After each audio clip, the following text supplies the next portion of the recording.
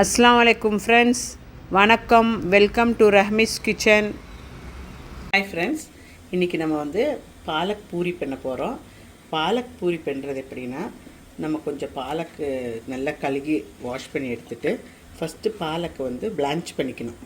Blanche பண்ணுறதுக்கு நல்லா கொஞ்சம் பாத்திரத்தில் சுடுதண்ணி வச்சு காய வச்சுட்டு இது போட்டு கொஞ்சம் வேவிச்சு எடுத்துடலாம். அன்னிட்டு அரைச்சிக்கலாம். பாருங்க ஃப்ரெண்ட்ஸ், இது ஆயிடுச்சு.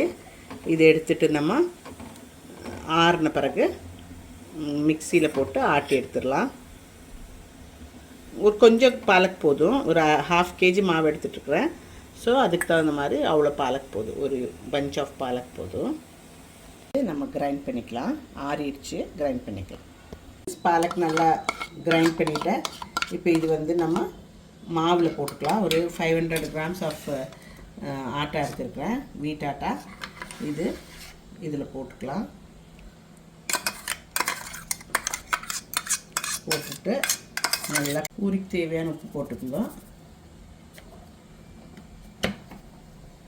பால் ஊற்றி தான் பிசைகிற மாவு.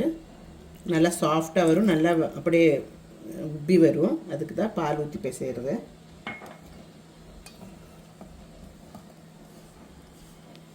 பாருங்கள் ஃப்ரெண்ட்ஸ், நல்லா மாவு குழச்சாச்சு. பாலக் போட்டு இது இன்னொரு 10 minutes நம்ம மூடி வச்சுட்டு அப்புறமா எடுத்து பூரி சுட்டுருவோம். இப்படி வந்து எல்லாம் உருட்டி வச்சுக்கணும். மாவெல்லாம் நல்லா உருட்டி வச்சுக்கிட்டு இந்த மாதிரி பருத்தி எடுத்துக்கிட்டு எண்ணெயில் போட்டு எடுத்துடணும். இப்போ பூரி ரெடியாச்சு, பாலக் பூரி.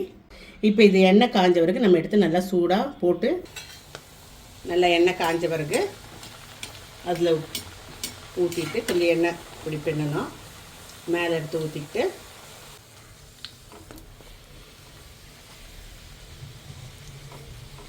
பாருங்க ஃப்ரெண்ட், நம்மளோட பாலக்கு எவ்வளோ அருமையாக வந்திருக்கு பாருங்களேன். அது மாதிரி டேஸ்ட்டும் சூப்பராக இருக்கும்.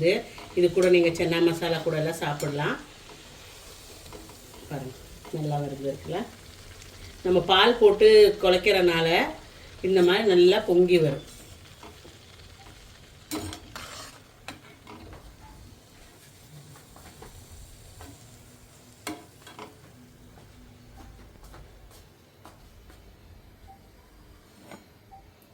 இப்படி ஒன்றுன்னா நம்ம போட்டு எடுத்துடலாம்.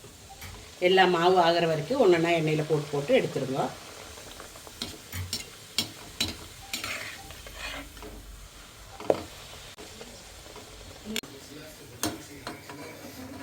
பாருங்கள் ஃப்ரெண்ட்ஸ், சூப்பராக வந்திருக்குல்ல. அது மாதிரி எல்லாம் சுட்டு ஒன்றா எடுத்துடுவோம்.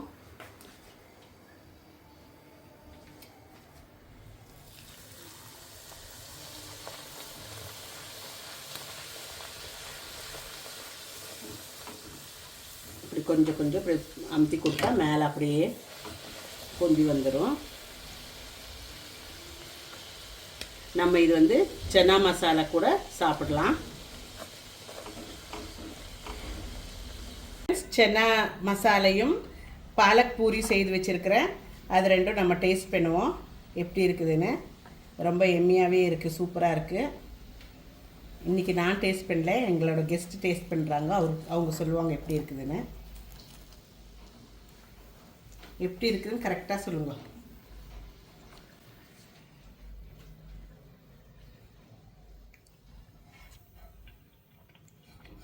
நைஸ், நல்லா இருக்கா? வெரி நைஸ், ரொம்ப நல்லா இருக்கு.